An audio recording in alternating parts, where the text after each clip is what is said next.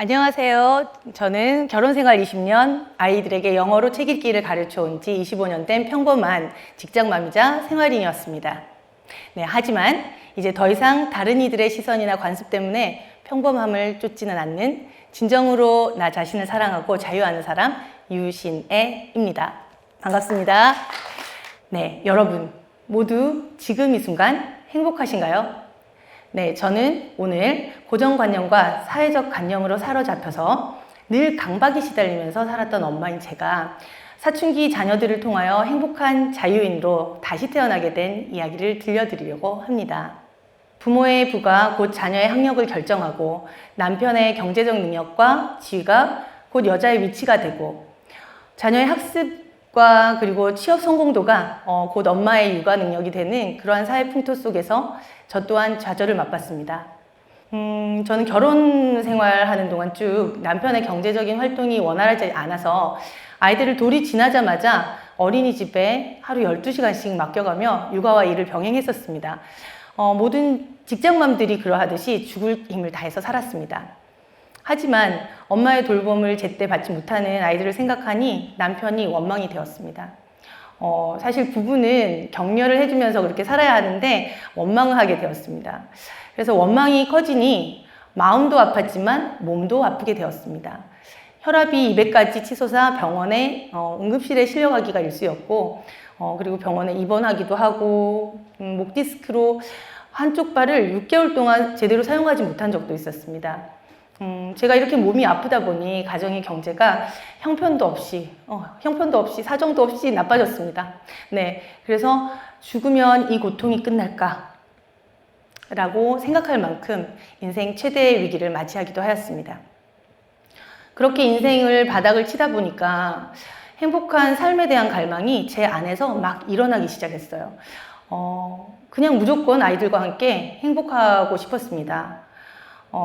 돌아보니 저는 결혼 생활을 하는 동안 두 차례 큰 생각의 전환을 겪은 것 같습니다. 첫 번째 생각 전환이 있었는데요. 그것은 내가 하고 있는 이 모든 일이 나를 위한 일이다 라는 것입니다. 어느 날 제가 막 힘겹게 살아가고 있는 어느 날 문득 이런 생각이 제 머리를 한 방 때렸습니다. 아니, 너는 네 인생을 사는데 왜 남편에 의지해서 남편 때문에 웃고 우는 거지? 남편이 어떤 상태여도 너 자신이 흔들림 없이 생활을 할 수 있는 마음과 능력이 있으면 되지 않니? 너가 하면 되잖아. 네, 우리의 뿌리 깊은 고정관념이죠. 남편은 가장으로서 경제적 책임을 다하고 아내는 살림을 잘 살고 육아를 잘해서 아이들을 훌륭하게 키워야 제 역할을 하는 것이다 라는 생각.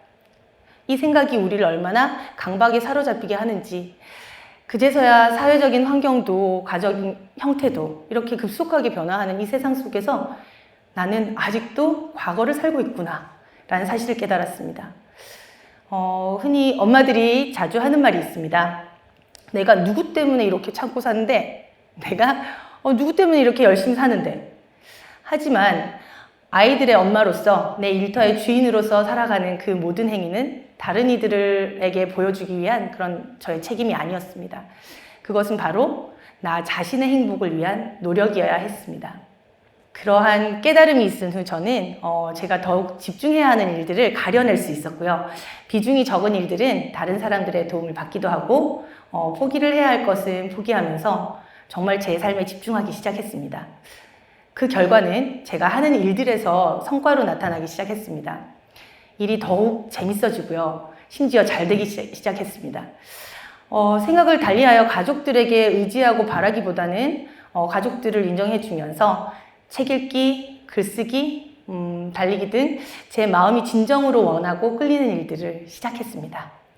그렇게 제 마음이 끌리는 일들을 하나씩 해나가다 보니까 생활에 대한 불만족이 줄어들고요. 스트레스도 줄어들고 가족들에게 화를 내는 경우도 조금씩 줄어들기 시작했습니다. 그리고 운동을 꾸준히 하니까요. 당연히 몸도 건강해지기 시작했습니다. 그런데 여러분, 결혼 생활의 어려움이 이것으로 끝났을까요? 지나고 보니 인생은 사건의 연속인 것이 당연한 것 같습니다.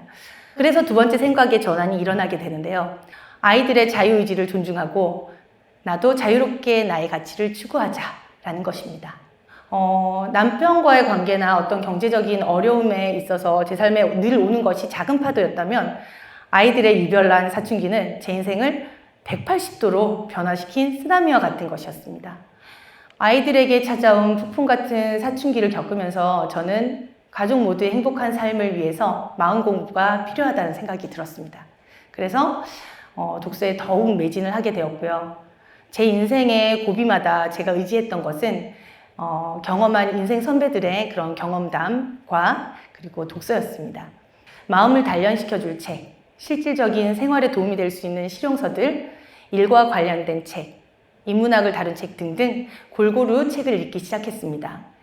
동시에 10년 전 저의 목표였던 내 커리어의 마지막은 책을 쓰는 것으로 마무리하겠다는 그런 생각을 실천하기로 마음먹었습니다.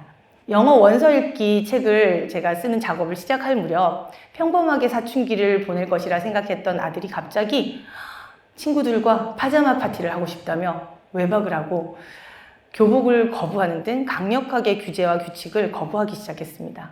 아이가 방황하던 초기에는 저와 남편은 규칙을 중시하던 저희 세대의 관념에 따라서 아이를 엄하게 대했습니다. 그럴수록 아이는 방황이 절정에 달하였습니다. 저는 어쩔 줄을 몰라서 주변 분들에게 조언을 구하고 사춘기 아이에 대해서 공부를 하기 시작했습니다. 그때까지 내가 살아오던 과거의 고정관념으로 아이를 이렇게 바라보니까 너무나 불안하고 아이의 인생이 망가진 것만 같았습니다. 그래서 너무나 슬펐죠. 그때 절박한 마음으로 책과 함께 인터넷 강연을 찾아보고 특히 사춘기 아이들의 책을 읽기 시작했습니다. 그러던 중 미라클 모닝 스터디와 도전의 아이콘이 된 한 청년 작가를 만나게 되었습니다.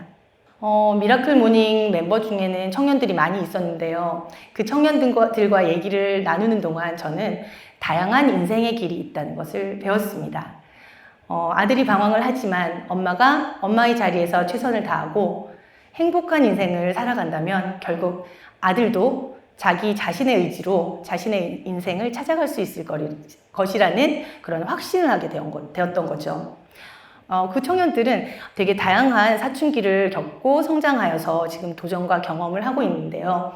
그들의 도전과 경험은 결코 누가 시켜서 시작된 것도 아니고 그리고 부모가 원하던 시점에 이루어진 것도 아니라는 것을 깨달았습니다.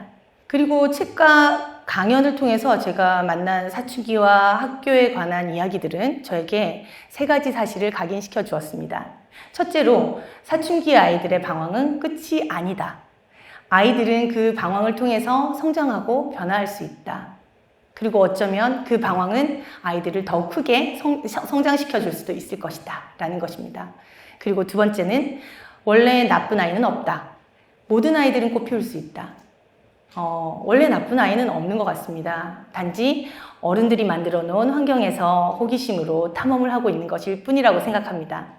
그리고 셋째, 부모가 아이에게 해줄 수 있는 것은 믿고 한 걸음 물러서서 기다려주고 사랑해주는 것입니다.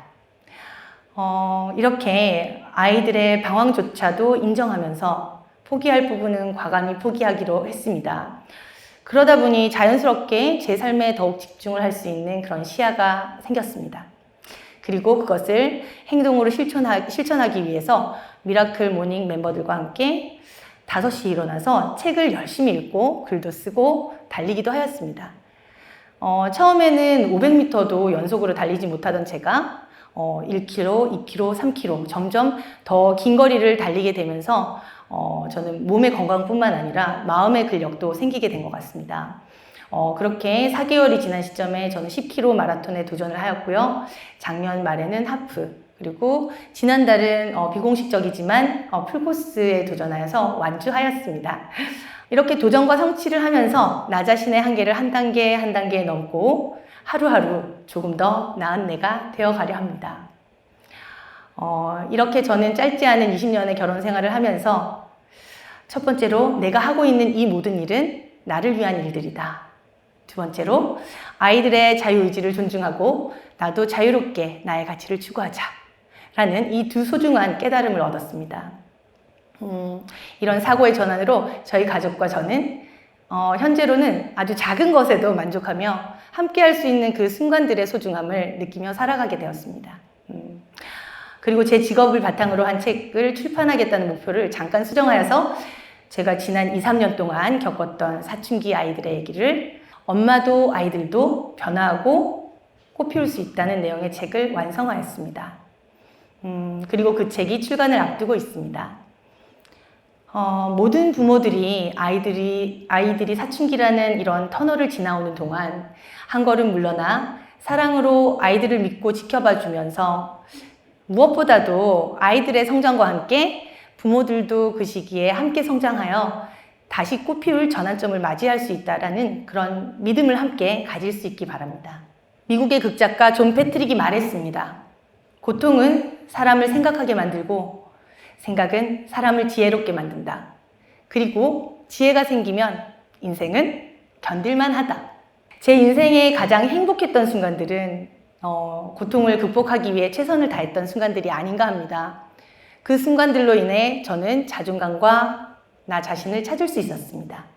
여러분도 살면서 여러분에게 다가오는 고통들을 여러분 자신을 찾아가는 그런 순간들로 만들어 가시길 바랍니다. 네, 그리고 마지막으로 고통에도 불구하고 일상을 살아낸 여러분 모두는 위대하다고 감히 말씀드리고 싶습니다. 감사합니다.